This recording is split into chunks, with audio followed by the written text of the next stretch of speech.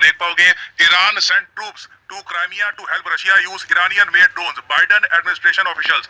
उसके अलावा आप देखोगे कई देश हैं यूरोप में जिन्होंने ईरान पर सैंक्शंस भी लगाने स्टार्ट कर दिए हैं, इसलिए क्योंकि ईरान की मिलिट्री अब धीरे धीरे रशियंस के साथ लड़ रही है अगेंस्ट यूक्रेन। यहाँ पर आप देख पाओगे यूके ने ऑलरेडी ईरान पर सैंक्शन लगा दिए हैं और इन द फ्यूचर आप देखोगे फ्रांस समेत बहुत से देश ईरान पर और ज्यादा हैवी सैंक्शन इम्पोज करेंगे, क्योंकि ईरान ना सिर्फ ड्रोन सप्लाई कर रहा है, अब ईरान के जो सैनिक है ये भी रशिया की तरफ से लड़ रहे हैं अगेंस्ट यूक्रेन। और अगर आप सोच रहे हैं कि इस सब का इम्पैक्ट इंडिया पे क्या होगा, देखिए भारत पर इसका बहुत ही नेगेटिव इंपैक्ट होने वाला है। हमें एक और बहुत ही मुश्किल निर्णय लेना होगा यूएनएससी वोट को लेकर। डिस्कस करेंगे इस टॉपिक पे सारी बातें, मगर आगे बढ़ने से पहले आपसे क्वेश्चन पूछूंगा। क्वेश्चन यहाँ पर यह है कि हाल ही में वो कौन से दो देश हैं जिन जियोपॉलिटिकल कंटेक्स्ट में अगर हम देखें तो ईरान आज के समय जो रशिया की हेल्प कर रहा है, हालांकि रशिया ने ऑफिशियली ये नहीं कहा कि ईरान हेल्प कर रहा है रशिया की, ना ईरान ऑफिशियली कहता है कि हम रशिया की हेल्प कर रहे हैं, मगर ये बात सबको पता है कि ईरान की मिलिट्री बिल्कुल रशिया पहुंच चुकी है, क्राइमिया में भी है, बाकी रीजन्स में भी है, और ये लोग आज के समय यूक्रेन पर बॉम्बिंग करवा रहे हैं। रिसेंटली आपने देखा जो रशिया ने कामाकाजी ड्रोन्स का इस्तेमाल किया, आपको पता होगा जो ये सुसाइड ड्रोन्स है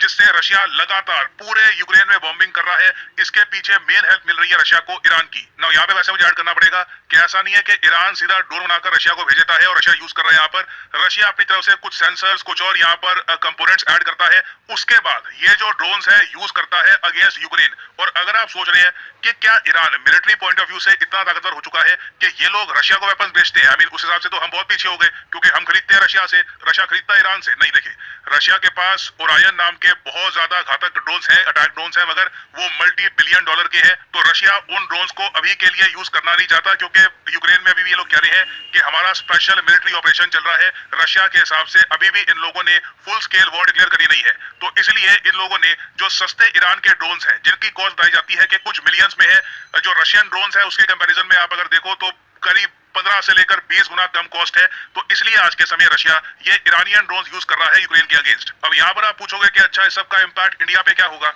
इंडिया पे इंपैक्ट इसलिए होगा क्योंकि जो पश्चिमी देश है वो आज के समय प्लान बना रहे हैं कि यूनाइटेड नेशन सिक्योरिटी काउंसिल में जी एक रेजोल्यूशन लेके आएंगे ईरान के अगेंस्ट, और वहां पर वोटिंग करवाएंगे कि किस तरीके से ईरान रशिया के साथ मिलकर यूक्रेन के जो आम नागरिक है उनको मार रहा है ना। आपको पता होगा कि भारत आज के समय एक अस्थायी मेंबर है यूनाइटेड नेशन सिक्योरिटी काउंसिल का, तो जब यूएनएससी में इस पर वोट होगा जो बहुत ही जल्द हो जाएगा, यहाँ पर भारत को भी वोट करना पड़ेगा, और इस बार एब्सटेन एंड चिल करना भारत के लिए भारी पड़ जाएगा, क्योंकि सिंस यहाँ पर इस पर्टिकुलर केस में ना हम लोग इतना डिपेंड नहीं करते ईरान पर, तो इंडिया ईरान के अगेंस्ट वोट नहीं कर रहा, ये पश्चिमी देश बर्दाश्त नहीं करने वाले। क्योंकि रशिया के केस में एक यहाँ पर अंडरस्टैंडिंग ये है कि इंडिया को वेपन्स परचेज करने हैं रशिया से, इंडिया के डिफेंस के लिए ये काफी इंपॉर्टेंट है, चाइना को काउंटर करने के लिए काफी इंपॉर्टेंट है, तो वेस्टर्न कंट्रीज इस इशू को इतना प्रेस करते नहीं है, मगर ईरान के अगेंस्ट वोट करना इंडिया के लिए हो सकता है कि इंपॉर्टेंट साबित हो। नाउ पर्सनली मुझे पता नहीं है कि भारत अंत में कैसे वोट करेगा, क्योंकि यूक्रेन वॉर को लेकर ना भारत में आप देखोगे लोगों के ओपिनियन बटे हुए हैं।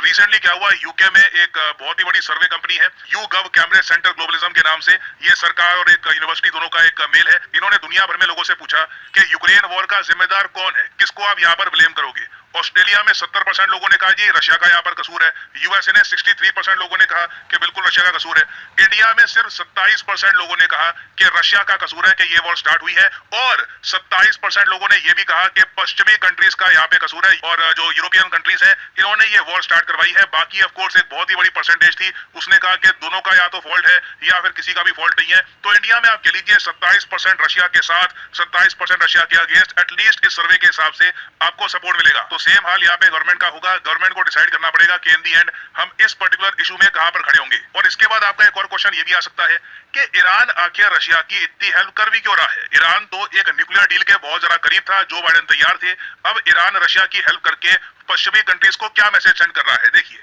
पहली बार तो ईरान यहाँ पर एक मैसेज सेंड कर रहा है अपने लोगों को। ईरान में आज के समय आपको पता होगा प्रोटेस्ट हो रहे हैं, लोग सरकार के अगेंस्ट है, तो ईरान अपने लोगों को ना यूक्रेन वॉर में अपनी पार्टिसिपेशन के जरिए एक मैसेज सेंड करेगा कि देखो ईरान की जीत हुई है। क्योंकि अगर ईरान इस तरीके से ड्रोन सप्लाई करता रहता है रशिया को, रशिया आराम से यूक्रेन के सैनिकों को रोक पाएगा, और हो सकता है कि कुछ और एरिया कैप्चर भी कर ले, ये पॉसिबिलिटी बिल्कुल बनी हुई है, क्योंकि ईरान ना सिर्फ ड्रोन अपने सैनिक भी भेज रहा है रशिया में। और अंत में अगर आप मान लीजिए रशिया ने बहुत बड़ा हिस्सा कब्जा लिया यूक्रेन का, उसके बाद युद्ध खत्म होता है, तो ईरान शांत ईरान से कहेगा कि हमने यूएस और नेटो बैक्ड यूक्रेन मिलिट्री को हरा दिया है और वेस्ट की जो प्रेस्टीज है इसको चोट लगाई है। ईरान में आज भी आप देखोगे तो यूएसए के झंडे जलाए जाते हैं। बहुत से लोग हैं जो यूएसए को पसंद नहीं करते, वेस्टर्न कंट्रीज को पसंद नहीं करते। तो ये एक बहुत ही इंपॉर्टेंट जीत होगी ईरान की सरकार के लिए और इस जीत से ये उम्मीद करेंगे कि इंटरनली जो प्रोटेस्ट हो रहे हैं ये भी थोड़े बहुत थम जाए, लोग ज्यादा प्रो गवर्नमेंट हो जाए। उस सब के अलावा देखो एक बहुत ही बड़ा रीजन यहाँ पर ये भी है कि हाल ही में टर्की के जो बायरक्टर 2TB ड्रोन थे ना, इन्होंने तो भैया बहुत नाम कमाया। आपने देखा होगा टर्किश ड्रोन, यूक्रेन ने टर्किश ड्रोन यूज किए,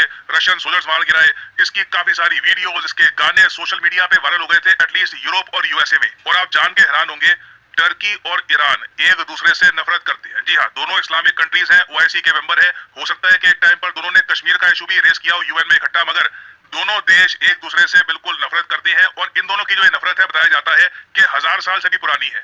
एक तो यहाँ पर एस्पेक्ट आता है शिया सुन्नी का। ईरान एक शिया डोमिनेटेड कंट्री है, टर्की में ज्यादातर आपको मिलेंगे सुन्नी मुस्लिम्स। उसके अलावा एक जियोपॉलिटिकल एंगल भी है। ईरान आप देखोगे एक बहुत ही बड़ी बॉर्डर शेयर करता है अजरबैजान और टर्की दोनों के साथ। और अजरबैजान के साथ ईरान का एक बॉर्डर को लेकर डिस्प्यूट भी है और टर्की काफी बार अजरबैजान की हेल्प कर चुका है ईरान के अगेंस्ट। तो ईरान अजरबैजान और टर्की दोनों से नफरत करता है। और अर्मेनिया का, जी हाँ, अर्मेनिया एक ऐसा देश जिसको पाकिस्तान मानता नहीं है, टर्की और अजरबैजान नफरत करते हैं। ईरान एक बहुत ही बड़ा सपोर्टर है अर्मेनिया का। और रीजन में काफी बार ये भी देखा गया है कि कुछ और देश ना टर्की और ईरान की जो राइवलरी है इसमें फंस जाती है। रिसेंटली रिपोर्ट्स आई थी कि इराक आज के समय फंस चुका है टर्की ईरान राइवलरी के बीच में। अब ये आपने समझ लिया टर्की ईरान की राइवलरी है। टर्की के जो बायरक्टर ड्रोन्स हैं रिसेंटली बिल्कुल छा गए। ईरान को कहीं ना कहीं जवाब देना था, टर्की को बताना था कि अगर तुम्हारे पास बायरक्टर ड्रोन्स हैं तो हमारे ड्रोन्स भी रशिया इस्तेमाल करता है यूक्रेन के अगेंस्ट। और ये मैसेज क्लियरली ईरान ने सेंड कर दिया है टर्की को कि कामाकाजी ड्रोन्स के मामले में Iran perhaps one of the best in the world है। तो ये एक तरीके का आप कह लीजिए शक्ति प्रदर्शन भी है। फाइनली यहाँ पर मैं ये भी कहूंगा कि एक पॉसिबिलिटी यहाँ पर ये भी लग रही है, अगेन फाइनल बात मैं पॉसिबिलिटी के हिसाब से कहूंगा, ईरान हो सकता है कि एक न्यूक्लियर बॉम्ब बनाने के बहुत करीब हो। इनको रशिया की थोड़ी बहुत हेल्प भी चाहिए हो और रशिया डेफिनेटली इन ड्रोन्स के बदले में कहीं ना कहीं ईरान का जो न्यूक्लियर प्रोग्राम है इसको भी हेल्प करेगा। और कोई बड़ी बात नहीं है कि अगले साल अचानक से न्यूज आए, सुबह सुबह न्यूज आए या फिर रात को न्यूज आए कि जिस तरीके से इंडिया ने पोखरण में किया था न्यूक्लियर टेस्ट, वैसे ही ईरान ने अपने देश में कहीं पर एक न्यूक्लियर बॉम्ब का टेस्ट कर लिया है और दुनिया को अनाउंस कर दिया है कि अब ईरान बन चुका है एक nuclear weapon country. Now western countries के सामने वैसे एक बहुत ही बड़ा क्वेश्चन ये भी है कि ईरान अगर अपने सैनिक भेज सकता है यूक्रेन में तो वेस्टर्न कंट्रीज भी अपने सैनिक क्यों नहीं भेजती। ये जो क्वेश्चन है ना ये वेस्टर्न कंट्रीज के सामने रहेगा। और कोई बड़ी बात नहीं है कि भविष्य में पोलैंड समेत या कोई और देश अपने सोल्जर्स भी भेजे यूक्रेन में। It can very much